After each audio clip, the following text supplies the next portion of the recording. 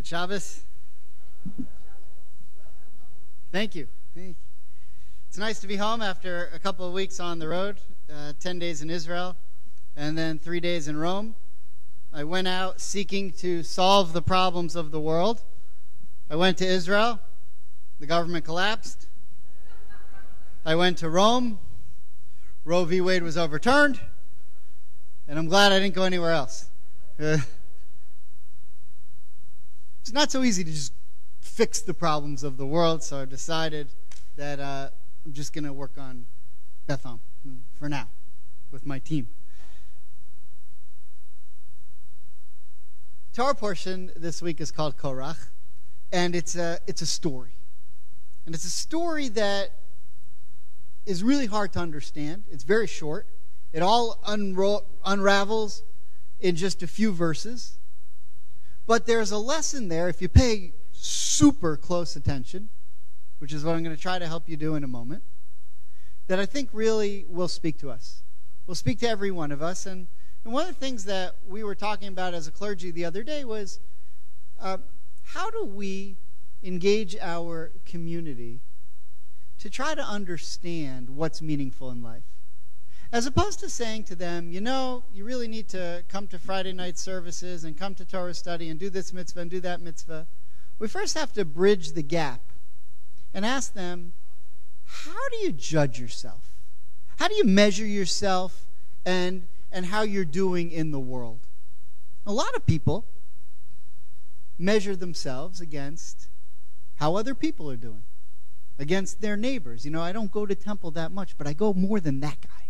So that's okay. So I want to talk about that for a second.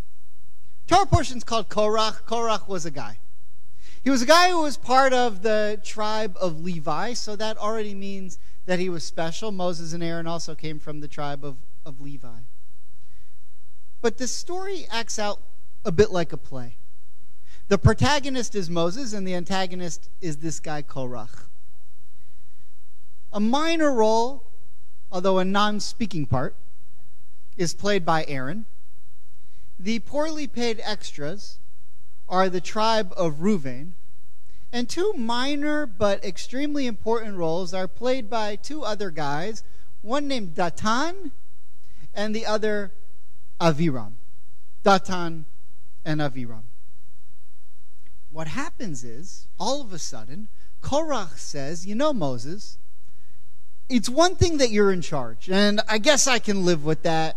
You know, you did the Red Sea and the plagues, and you have a pretty good resume, even though I can't understand a word that you say, and you're kind of annoying, but fine.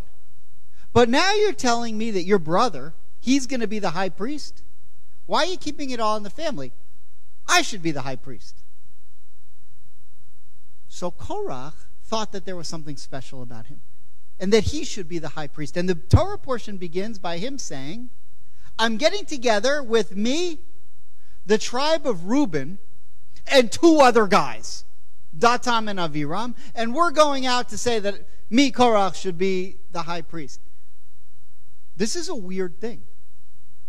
He's coming out with one of the tribes and two other guys.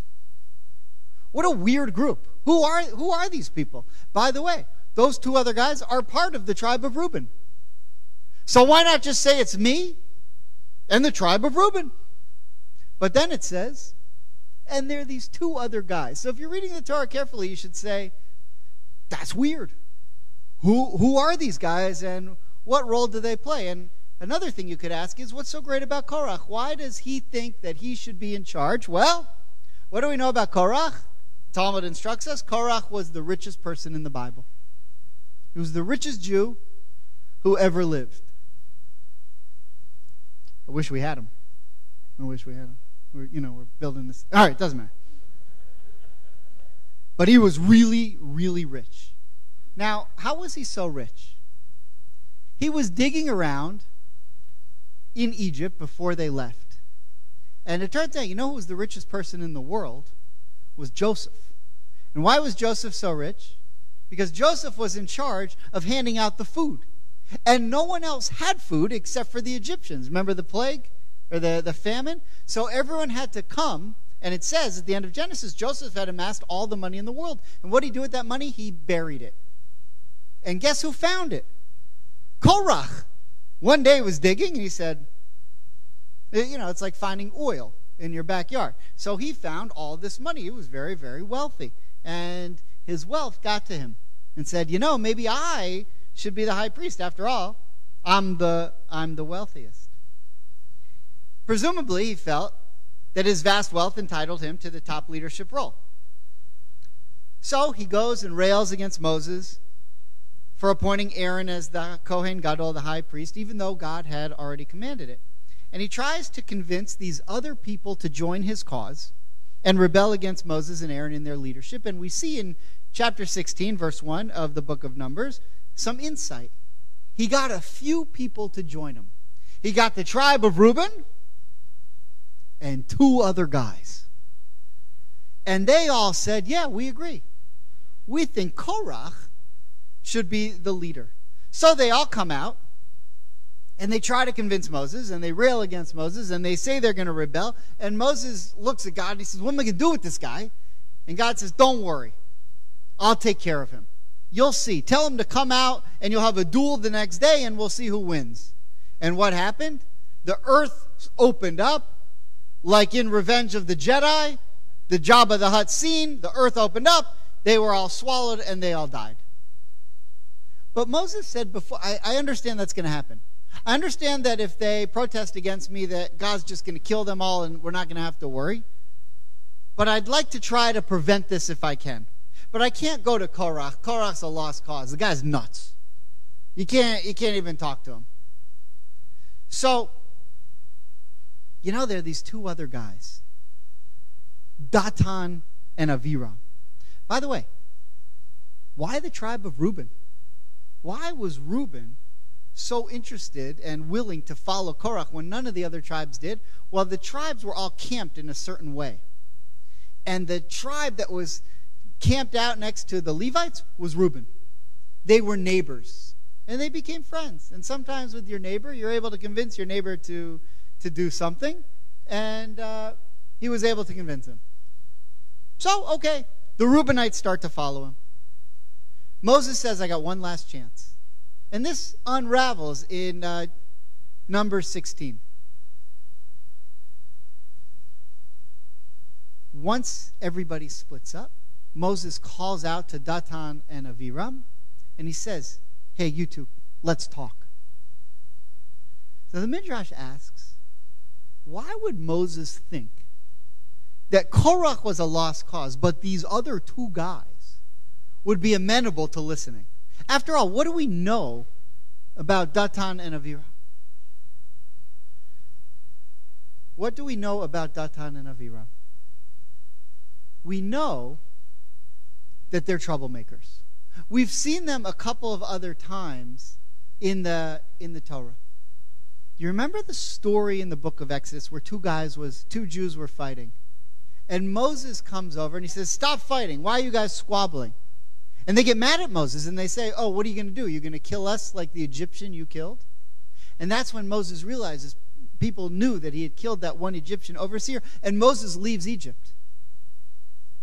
So what do we know about Datan and Abiram? They're squabblers. They're contrarians. Later on we find out that when Moses told everybody, manna is going to rain down from heaven when they were wandering in the wilderness, go out and collect your manna and bring it home. But everything you eat, you have to eat. Don't try to store it up overnight because it's going to fall the next day. And Moses was afraid that some people weren't going to have faith that it would come the next day, so they'd store up the previous day's amount of manna. And Datan and Aviram were the 2 guys who took the manna and stored it up overnight.